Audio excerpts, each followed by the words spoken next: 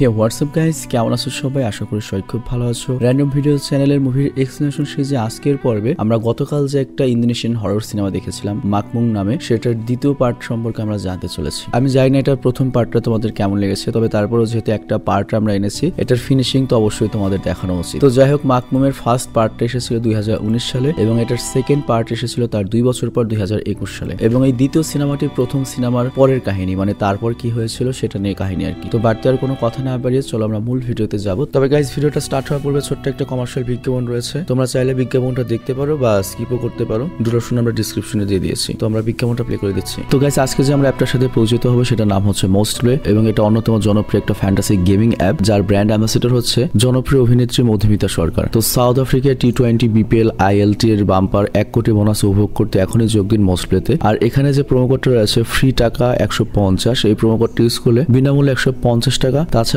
আমাদের যে sign up লিঙ্কটা দেওয়া রয়েছে পিন কমেন্টে, সেখান থেকে অ্যাকাউন্ট খুলে পেয়ে যাবেন বিনামূল্যে 150 টাকা, তো মোট 300 টাকা। আর এর সাথে 500 টাকা ডিপোজিট করলে বিনামূল্যে 1500 টাকারও যোগ হবে। আর তাছাড়া রয়েছে জন্মদিনের শুভেচ্ছা বোনাস 2000 এবং লাইভ ক্রিকেট ম্যাচের প্রেডিক্ট করতে পারবেন। আর এখানে শুধুমাত্র ক্রিকেট নয়, অনলাইন গেমগুলোতেও লস হলেও 10% ক্যাশব্যাক বোনাস রয়েছে। এছাড়াও রেফারকেও আয় করতে পারেন আরো 1200 টাকা। আর অ্যাফিলিয়েটেও সরাসরি 50% কমিশন উপার্জন করা সম্ভব। তো বোনাস পেতে এখনই নিবন্ধন করুন আর ইনকাম করুন ঘরে বসেই। লিঙ্ক দেওয়া রয়েছে পিন কমেন্টে। তো বিজ্ঞাপন শেষে আমরা মূল ভিডিওতে ফেরত আসলাম। তো এই কাহিনীর শুরুতে আমরা প্রথম পর্বের সেই ছাত্রীবাসটা দেখতে পাই। আর তোমরা সবাই জানো, আর গত পর্বে কিন্তু ছাত্রীবাসের প্রধান শিক্ষিকা হয়েছিল হচ্ছে রিনি। তো আমরা এখানে দেখতে পাই রিনি দাঁড়িয়ে তার নিজের পরিবারের ছবি দেখছে, যেখানে তার স্বামী এবং তার একমাত্র ছেলে হাফিজকে দেখতে পাই। তো এর মানে হচ্ছে আমরা গত যে পার্টটা দেখেছিলাম মাঝখানে মনে করে 10-12 বছর চলে গিয়েছে। আর এই সিনেমাতে আরেকটা জিনিস না বললেই নয়, সেটা হচ্ছে গত পর্বে আমরা যে কয়টা ক্যারেক্টারকে দেখেছিলাম, এই পর্বে কিন্তু আমরা তার একটা ক্যারেক্টারকেও দেখতে পাবো না, শুধুমাত্র রিনি বাদে। অনলি রিনি থাকছে গত চ্যাপ্টার থেকে। তো যাই হোক, আমরা দেখতে পাই এবারও রিনি করে কি তাহাজ্জুদ নামাজের জন্য তৈরি হয়, কিন্তু হঠাৎ করে ওর ফোনে অপরিচিত নাম্বার থেকে একটা কল আসে।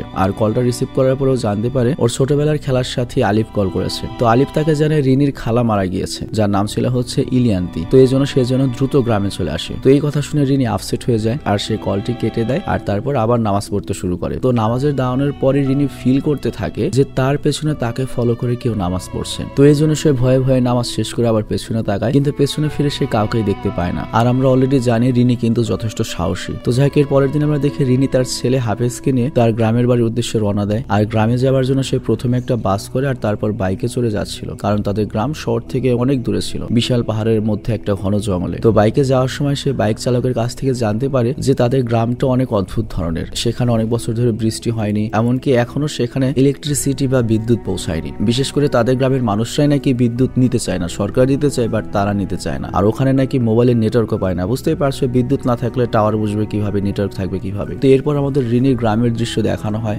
যেখানে আমরা দেখি যে বিদ্যুৎ অফিস থেকে একজন স্টাফ মেম্বার এসেছে এবং সে সবাইকে বিদ্যুতের উপকারিতা বোঝাচ্ছে এবং এখানে বিদ্যুৎ প্রোভাইড করতে চাচ্ছে। কিন্তু সেখানকার লোকেদের যে ওস্তাদ ছিল, মানে সে হচ্ছে মূলত মসজিদের ইমাম, কিন্তু এর সাথে গ্রামের মাতব্বরও, তো এই জন্য সবাই তাকে ওস্তাদ বলে ডাকে। তো ওস্তাদ বলে তাদের এখানে কারেন্ট ছাড়া বা বিদ্যুৎ ছাড়া কোনো সমস্যা হচ্ছে না এবং তারা তাদের নিজেদের জীবনে সুখে রয়েছে। এবং গ্রামের মানুষ তার কথা খুব মানত আর তার কথা মেনে নিয়ে গ্রামের বাকিরাও একই কথা বলে এবং তারা ওই বিদ্যুৎ অফিসের লোকটিকে এখান থেকে চলে যেতে বলে। তো বিদ্যুৎ অফিসের লোকেরা চলে যাওয়ার পরে ওস্তাদ সেখানকার একটা লোক যার নাম হচ্ছে মিস্টার কি, তাকে জিজ্ঞেস করে বিদ্যুতের ব্যাপারে। তো সে বলে বিদ্যুৎ আসলে এখানে ভালোই হবে। আর তারপর বলে যে আমি তোমাদেরকে এর আগেও বলেছিলাম যে ওই জঙ্গলের গাছ কেটে মসজিদ না বানাতে, তা না হলে তোমরা সবাই বিপদে পড়বে, কিন্তু তোমরা কেউ আমার কথার পাত্তা দাওনি। আর এখন যদি কোনো সমস্যা হয় আমি কিন্তু এই ব্যাপারে কিছুই জানি না। আর বিদ্যুৎ আসলে গ্রাম যখন আলোকিত হবে তখন এমনিতে এই এলাকায় ভূতপ্রেত বা অন্যান্য সমস্যা চলে যাবে। তো যাই হোক, এরপর আলিফে ওস্তাদকে বোঝাতে থাকে যে আমাদের গ্রামে বিদ্যুতের খুবই প্রয়োজন, আলোর জন্য না হোক অন্তত, যেহেতু বৃষ্টির জন্য এখানে আমাদের পুকুর নদীর পানি শুকিয়ে যাচ্ছে এবং কুয়ার পানিও খারাপ উঠছে। এজন্য আমরা যদি পাতাল থেকে পানি উঠাতে পারি তাহলে কিন্তু গাছগাছালি সব ঠিক হয়ে যাবে, ফসলাতে ঠিক হয়ে যাবে, সব ঠিক হয়ে যাবে। কিন্তু ওস্তাদ আলিফের কথা মানতে রাজি নয়, মানে বুঝতেই পারছো ওখানে ইমামের পাওয়ার কত।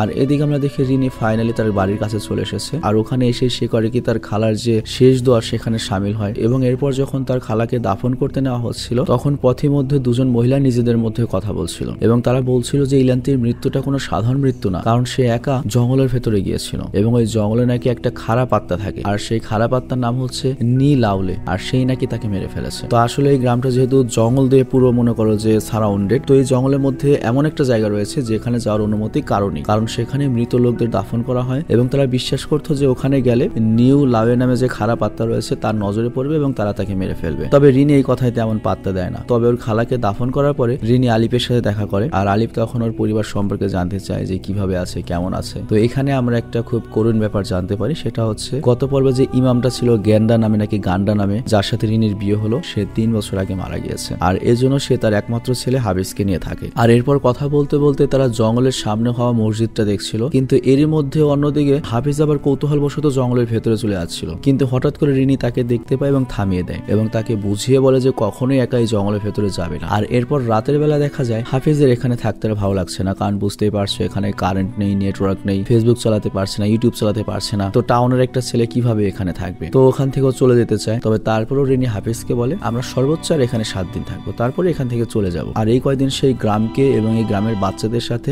এনজয় করতে বলে, তাহলে তার এই 7 দিন সময় কেটে যাবে। এরপর মাঝরাতে দেখা যায় রিনি যখন নামাজ পড়ছে, ঠিক তখন সেই মাকমুম আবারও তাকে বিরক্ত করতে থাকে এবং মাকমুম রিনিকে বারবার তার নাম ধরে ডাকছিল। আর তারপর রিনি যখন নামাজ শেষ করে ওঠে, তখন তার হিজাবটি মানুষের শেপ নিয়ে হাওয়ায় ভাসতে থাকে। আর এটা দেখে সে তো পুরো ভয় পেয়ে যায় এবং দৌড়ে অন্য ঘরে গেলে মাকমুম তখন তার সামনে চলে আসে। তবে আমরা যেমন জানি রিনি কিন্তু অনেক সাহসী এবং এটাও আগেও ফেস করে এসেছে, আমরা গত পর্বে দেখেছি, এজন্য খুব একটা ভয় পায় না। উল্টো তার ছেলের ঘরে যায় যে তার ছেলে ঠিক আছে কিনা এটা দেখতে। তো সে দেখতে পায় হাফিজ তখন ঘুমিয়ে রয়েছে, আর এর জন্য রিনি করে কি ঘরের বাতি নিভে সেখান থেকে চলে যায়। তো রিনি চলে যাওয়ার পরে আমরা দেখতে পাই বাতিটি আবারও জ্বলে ওঠে, আর তখনই হাফিজের ঘুম ভেঙে যায় এবং ও বিছানার নিচ থেকে কোনো কিছু শব্দ শুনতে পায়। তো হাফিজ শব্দটা যখন চেক করার জন্য বিছানার নিচে তাকাতেই যাবে, সে মাকমুমকে দেখতে পায়, মানে সেই ভয়ঙ্কর জিনটাকে। তো এটাকে দেখে হাফিজ তো পুরো ভয় পেয়ে যায়। আর পরের দিন রিনি যখন ঘুম থেকে ওঠে এবং কুয়ো থেকে পানি তুলছিল, তখনও দেখতে পায় পানিগুলো অনেক ময়লা। আর ওই পানি যখন সে উঠায়, ওই পানির মধ্যে সে মাকমুমের একটা ছায়ার ঝলকও দেখতে পায়। তবে তারপরও সে ওরকম ভয় পায় না বা ব্যাপারটা ইগনোর করে। তো এরপর সে ভালো পানির খোঁজ করতে তার প্রতিবেশী লাচ্ছির বাড়িতে যায়, কিন্তু লাচ্ছি তাকে জানায় অনেকদিন ধরে বৃষ্টি না হওয়ার কারণে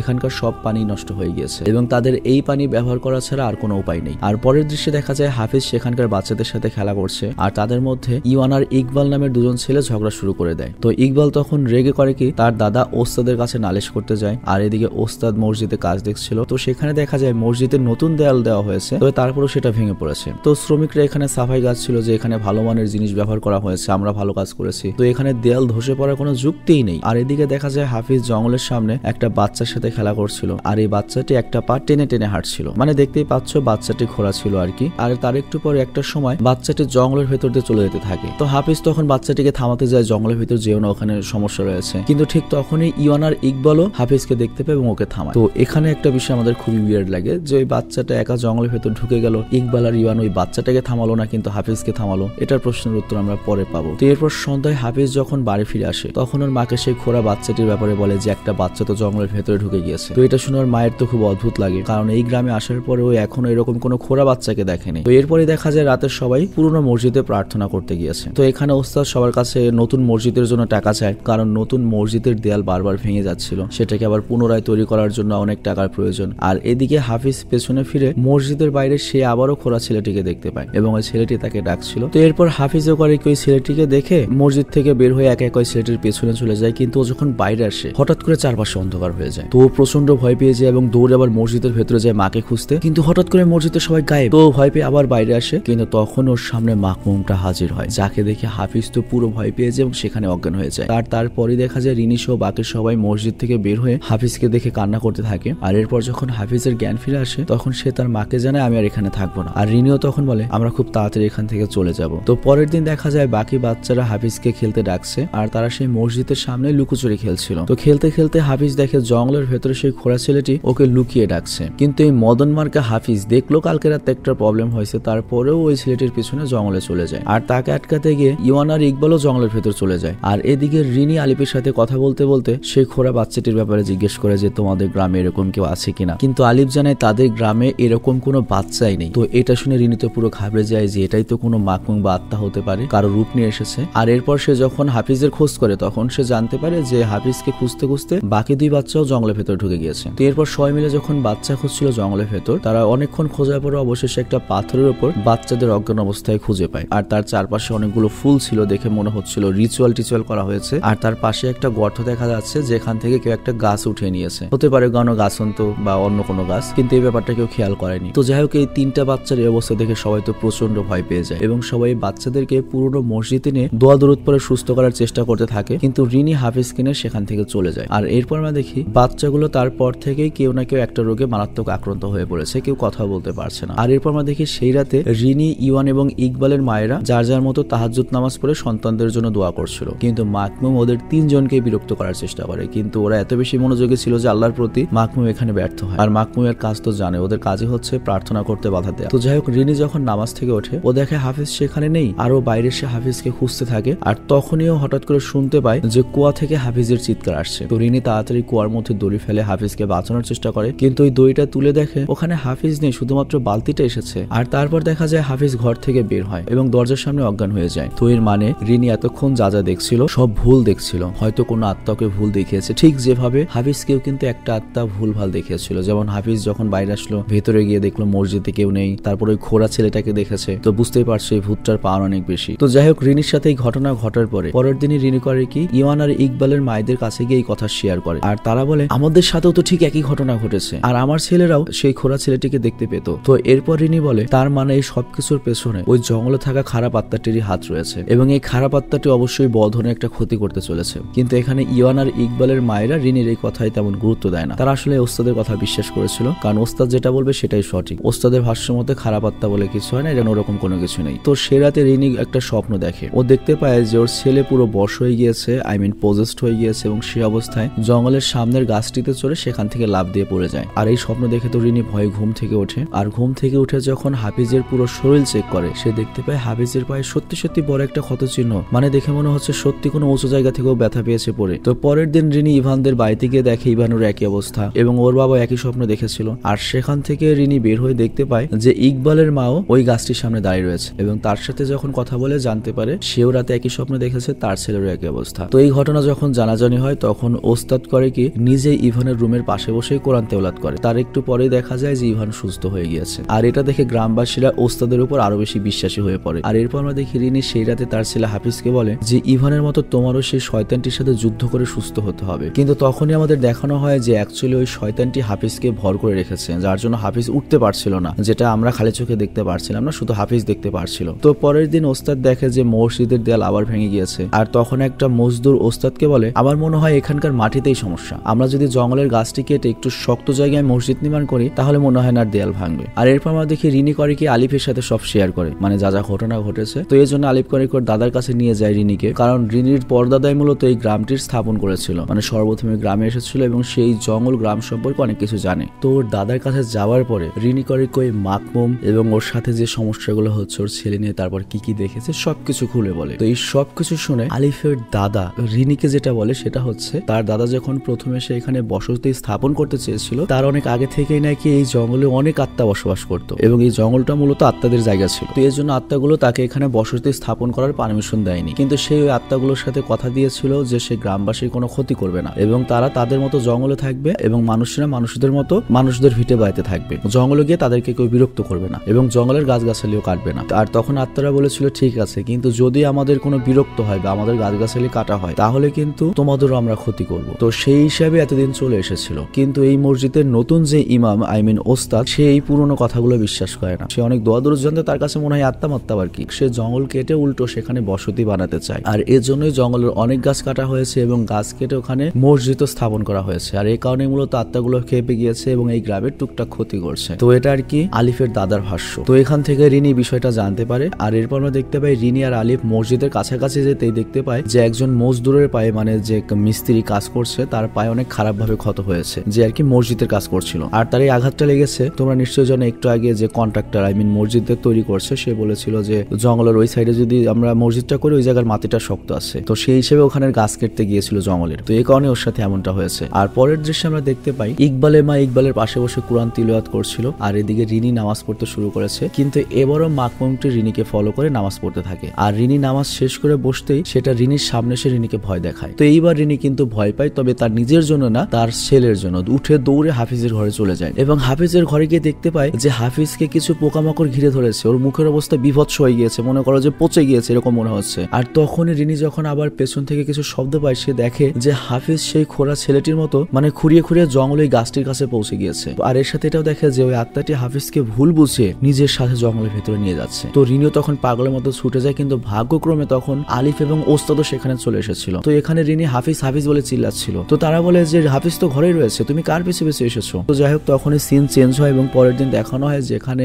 আমরা দেখতে পাই যে ইকবাল সুস্থ হয়ে গিয়েছে। অ্যাকচুয়ালি ওর মা ওর সামনে যখন কোরআন পড়েছিল তখন ওই আত্মাটি ওর সামনে আর টিকতে পারেনি, আর এ কারণে ওকে ছেড়ে চলে গিয়েছে এবং ওর সুস্থ হয়ে গিয়েছে। কিন্তু রিনি এবার খুব চিন্তিত হয়ে পড়ে, কারণ হাফিজের অবস্থা এখন অনেক খারাপ ছিল। আর এরই মধ্যে একজন লোক এসে খবর পাঠায় যে মসজিদের সামনে জঙ্গলের যে বড় গাছটা রয়েছে সেটা কেটে ফেলা হচ্ছে। তো এটা শুনে রিনি দৌড়ে সেখানে চলে আসে। রিনি তাদেরকে আটকানোর চেষ্টা করে যে আরো বড় ক্ষতি অপেক্ষা করছে আমাদের জন্য, কিন্তু একজন মজদুর করে কি গাছটা কেটেই ফেলে। আর ওই পর্যায়ে আমরা দেখতে পাই আত্মাটি এবার সরাসরি রিনিকেই বশ করে ফেলে, কিন্তু এই গাছটা কেটে ফেলার পরে হাফিজ পুরোপুরি সুস্থ হয়ে যায়। তো অ্যাকচুয়ালি আত্মাটি মূলত রিনিকে ভ্রমের মধ্যে ফেলেছিল, মানে রিনি চোখে যা যা দেখেছে যে হাফিজের শরীর দিয়ে ঘা উঠেছে, মাছি উঠছে, এগুলো আসলে রিনিকে চোখে ভুল দেখিয়েছিল যাতে রিনিকে দিয়ে ওরা কাজটা করে নিতে পারে, গাছ কাটানো বন্ধ করতে পারে। তো যাক হাফিজ সুস্থ হয়েছে, সবাই খুব খুশি হয়। কিন্তু ওই রাতে যে লোকটি গাছ কেটেছিল ওই আত্মাটি তার কাছে রিনির রূপ নিয়ে আসে এবং বুঝতেই পারছে ওকে সিডিউস করে, মানে যৌনতা দেখিয়ে জঙ্গলের ভেতর নিয়ে মেরে ফেলে। উচিত কাম করছে শালা লুচ্চা। তো যাই হোক এরপর আমরা দেখি ওই আত্মাটি হাফিজের পিছু নেয়। তো হাফিজ তখন জঙ্গলে এলো পাথরি দৌড়াচ্ছিল, কিন্তু দৌড়াতে দৌড়াতে একসময় আলিফকে পেয়ে যায় এবং বেঁচে যায়। আর এদিকে আমরা দেখি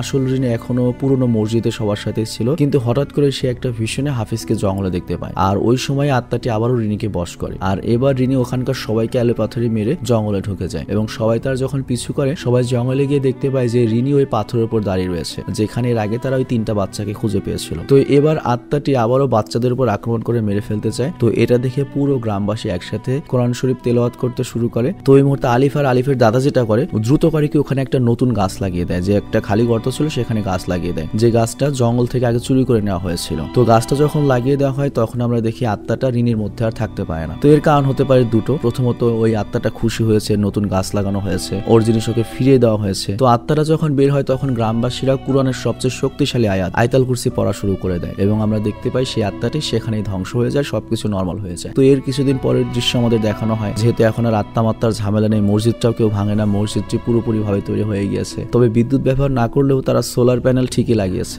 আর এরপর সবাই মিলে বৃষ্টির জন্য প্রার্থনা করছিল মসজিদে এবং তার কিছুক্ষণ পরে সেখানে বৃষ্টি শুরু হয়। আর এদিকে আলিফ রিনিকে তার ছাত্রীবাসে ফেরত দিতে যাচ্ছিল, কিন্তু বৃষ্টির কারণে তারা মাঝপথে থেমে যায়। আর এই বৃষ্টিতে একটা রোমান্টিক পরিবেশ তৈরি হয় এবং আমরা দেখতে পাই আলিফ তার ছোটবেলার ক্রাশ যাকে হারিয়ে ফেলেছিল আর একজনের সাথে বিয়ে হয়ে গিয়েছিল, বাচ্চাও হয়ে গিয়েছে, তাকে আবার প্রেমের প্রস্তাব দিয়ে দেয়। তো রিনিও তো এখন অভাগা, কেউ নাই, রিনিও রাজি হয়ে যায়, কারণ রিনিও ছোটবেলায় একসময় আলিফকে পছন্দ করতো, কিন্তু হয়তো রিনি বেশি শিক্ষিত হয়ে গিয়েছিল, আলিফ শিক্ষিত হয়নি, পড়ালেখা করেনি, গ্রামে ছিল, এই জন্য পাত্তা দেয়নি। কিন্তু এখন তো রিনির ব্র্যান্ড ভ্যালু কমে গিয়েছে, বুঝতেই পারছো বাস্তবতা যেটা হয়। তো যাই হোক লাস্টে আমরা দেখি রিনি আর আলিফ একসাথে রয়েছে, আর রিনি তখন তার বেস্ট ফ্রেন্ড নিংশির কথা বলছিল গত পর্বে যাকে আমরা দেখছি। আর ওই মুহূর্তে নিংশির আত্মা রিনির সামনে আসে এবং রিনিকে ধন্যবাদ জানায়, কারণ গত পর্বে রিনি তো আত্মাকে রিলিজ করে দিয়েছিল, মুক্ত করে দিয়েছিল, আর এখানে এই সিনেমাটি শেষ হয়ে যায়। তো যাই হোক এখানে মাকমুম দুটো সিনেমা সম্পর্কে আমি যেটা বলবো, ফার্স্ট যে স্টোরিটা ছিল সেটা মোটামুটি চলে, যে মাকমুম এসেছে, আর ওই মাকমুমটার লজিক আমরা ধরতে পারি যে নিংশিকে, যে নিংশির আত্মা ওখানে পুড়ে মরেছে, তার জন্য হয়তো নিংশির আত্মায় মাকমুম হিসেবে ওখানে আসতো।